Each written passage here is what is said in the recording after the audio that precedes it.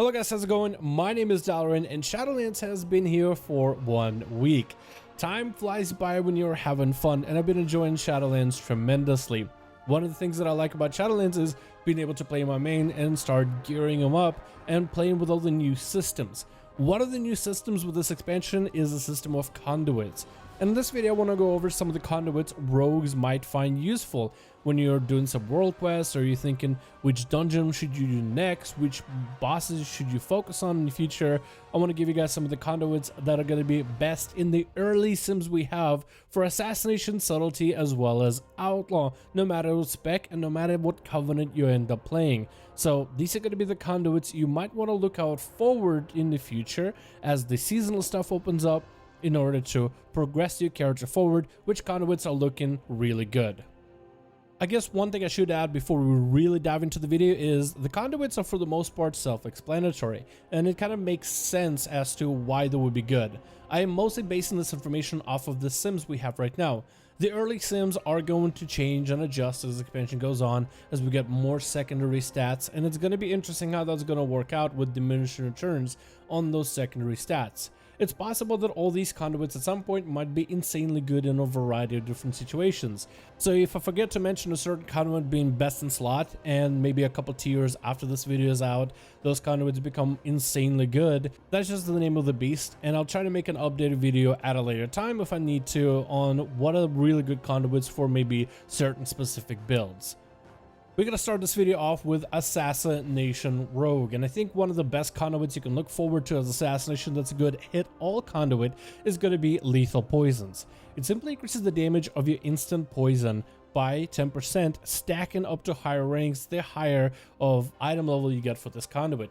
This conduit can go up to 24%, which we're not going to be seeing anytime soon in this expansion, so this one is eventually going to scale really high, especially with us getting more mastery on our rogues once we drop a little bit of haste or we eventually reach a haste cap.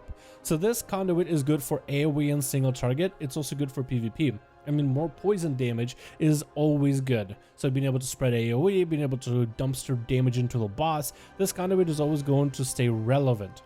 Another one that's really good for Assassination, at least for single target and anything single target, is Well-Placed Seal.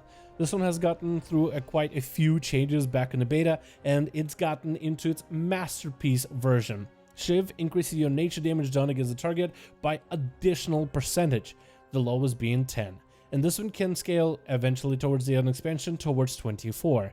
So the extra nature damage combined with the lethal poison conduit is a strong combo for Assassination when it comes to focusing on pure poison damage, especially if you're playing for single target and even PvP. Another conduit that's really good for Assass is Poison Catarrh, which allows you Phantom Knights to do more damage, and it has a 5% increased critical strike chance. So this is good. Extra crit means more common points to generate, but also extra damage because Phantom Knives is quite a bit of your AoE damage. So this one is going to be pretty good for Mythic pluses. The one conduit that isn't looking that good right now is Maim and Mangle, but that might change in the future. With current builds for Assassination, no one's really playing a big Mutilate build, and Garrote with this one allows you Mutilate to do more damage. This one, maybe with a high versatility build that's really focused on single target Mutilates, might be really good, but with such a strong potent combination of bleed and poisons for Assassination, I don't really see this conduit becoming really all that popular, but still there's opportunities. For Outlaw Rogue, the one conduit that's super dominant is Count the Odds. Ambush and Dispatch allow you extra chance to roll the bones to get a buff you don't already have. And this one is going to scale really well as you get higher ranks of it.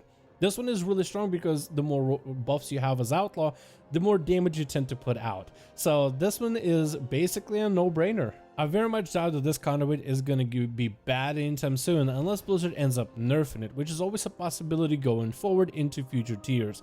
But this one is probably the best in slot for any kind of content you do. The other one that's also pretty good, and is a second place but a very hard second place, is Sleight of Hand.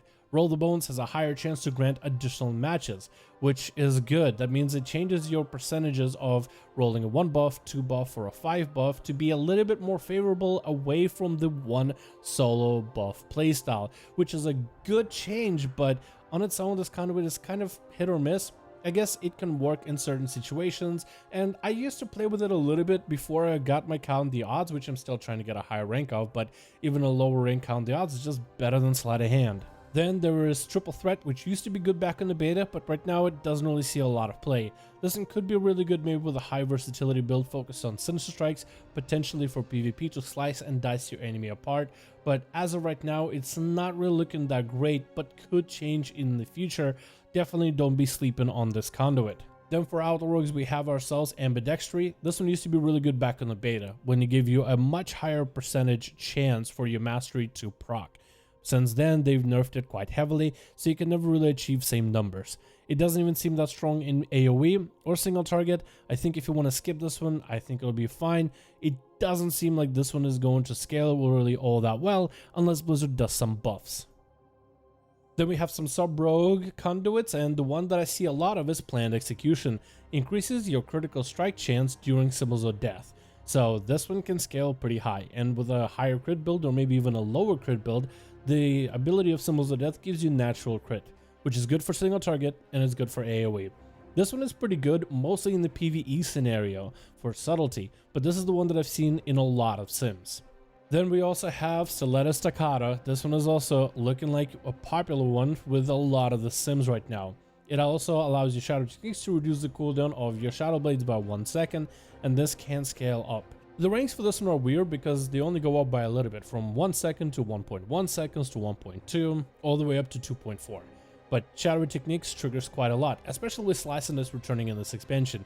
And for PvE, having more options for more Shadow Blades is always good, since auto attacks are going to be quite a good portion of your gameplay, and Shadow Blades give you all that common points, all that extra energy, so more cooldown uses for subtlety is never a bad thing. Then we have Deeper Daggers, which increases the shadow damage of Eviscerate and Black Powder. To remind you all that when you use Eviscerate and Black Powder on a target with Fine Weakness, you do extra shadow damage to that enemy.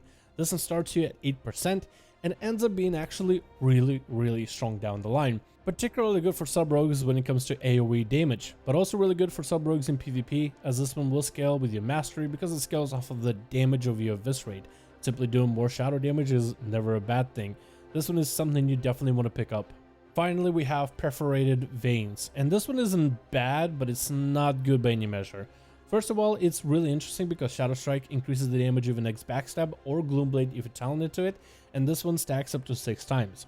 At the highest rank, it gives you 46% increased damage times 6, so that could be a really big backstab at a later time. Maybe there'll be some dungeons where you have some big burst, and this one ends up being pretty good, but generally the others are better for PvE. This one does have some uses for PvP, the obvious one of being able to go through a bunch of Shadow Strikes, swap to another enemy into a kidney shot, get exposed armor on them into a big backstab as like a first foot forward type of deal. So that does have some uses in PvP, but doesn't really seem that strong in PvE currently. Finally, we have the Conduits from the Covenants themselves. Reverberation from Kyrian is a strong pickup, great for single target, and also really good for rogues that want a PvP. Lash and Scars allows Flagellation 2 extra lashes in the opener and does extra damage. This one isn't best in slot, but does have some uses. In PvP, it does work off of kidney shots. So as a rogue, if you want to hit someone with Lash and Scars Flagellation into a kidney shot, into your burst rotation, that is free damage. Big draw of Flagellation though is the haze buff afterwards, but the damage on its own can be okay in some situations. I could see some PvP situations where you actually would want to run it, and maybe some single target situations where you need that extra burst. We have Sudden Fractures from the Necrolord Conduit, allowing your serrated Bone Spike Bleed a extra chance to deal damage second time. Once this one ends up getting towards that 50% margin, 60%, I think it will become a lot stronger, but right now I don't see a lot of people playing it, but should be good to commit into at a later time. Finally, we have ourselves Septic Shock for the Night Fae Sepsis ability, which increases his damage over time by 80% at least, reduced by 10% each time it deals damage. This one scales really well for single target. I don't think this will be really all that good for PvE in terms of consistent single target damage, but if you need a little bit of extra burst, this one could be really good. In PvP, this could actually be a viable choice, and you don't even need to be Assassination for the big poison damage. So this one I think could be really strong. So far it has really simmed ahead of the class specific ones, but if you end up getting this one at a higher item level, it's not a bad pickup. There are right now, currently, and maybe Blizzard will add in the future, there are only 3 endurance conduits available for rogues, which are defensive conduits in a way. The 2 that I like the most are going to be Nimble Fingers and Recuperator. Nimble Fingers reduces the energy cost of Feint, Incrimson Vial, which means more energy for you to use offensive abilities. This one is really good for PvE and PvP, making Feint and Incrimson Vial a more reliable defensive option in a variety of different situations. Recuperator gives you free healing while you maintain Slice and Dice, and as rogues, for the most part, you maintain Slice and Dice all the time, whether it is an arena or battlegrounds during the downtime when you're not lining up for burst, or if you're doing dungeons or raids and you do have some Slice and Dice rolling against a boss or 2. Definitely worth going out of your way to do world quest for these 2. Finally, we have Finesse Conduits, which are more utility stuff. Mobility, maybe reduction on energy on crowd control abilities. It's a little bit more ambiguous depending on your class and spec. For rogues, my favorite is going to be Quick Decisions. Allows you grapple hook and shadow step, a shorter cooldown, and gives them further range. For sub and assassination, that means being able to shadow step before the enemy can even sometimes see you, or maybe being able to step away further. For outlaw, that's a massive grapple hook super far away, way out of enemy's reach. So this one is really good for mobility, and I'm a huge fan of mobility on rogues. Then we have Rushed Setup, and this one is going to be really good for a variety of situations, but I think in PvP in particular. The energy cost of Kidney Shot, Cheap Shot, Sap, and Distract are reduced by 20% at the minimum and can go up higher. So when it comes to getting your combos up and running as an Outlaw Rogue, Sub Rogue, Assassination for PvP with your Cheap Shots into Kidney Shots into sapping enemy healers and distracting enemies off of cliffs if they're running towards Lumber Mill, I think that's something that could be really good going forward, but also has uses in PvE as well, as sometimes rogues will be required in Mythic Pluses to land Kidney Shots on enemies. Having those Kidney Shots be less punishing on energy is going to be a good way to go. Finally, we have Prepared for All, which I think is a really cool one and kind of rewards rogues for playing properly. First of all, dodging attacks reduces the main cooldown of evasion by 2 seconds. So during evasion, don't turn your back to the enemy. I see too many rogues doing that regularly. So evasion and dodging enemies regularly will give you shorter CDU of that evasion by a little bit. Also allows successful interrupts with kick to reduce the cooldown of Cloak of Shadows by 4 seconds. This is huge. Being able to get Cloak of Shadows back up and running means more uses in dungeons, means more uses in PvP. As long as the rogue doesn't get juked on kicks, which you guys should be better at when it comes to PvP, you will be able to get Cloak of Shadows back faster. Huge utility for rogues when it comes to defensives, which is one of our biggest cores of, I guess, advantages against other classes in terms of what we bring versus what they bring. It was a bit of a long video, but I want to give you guys all the different conduits that are looking really solid for rogues right now. Conduits are kind of a big deal when it comes to gearing your character.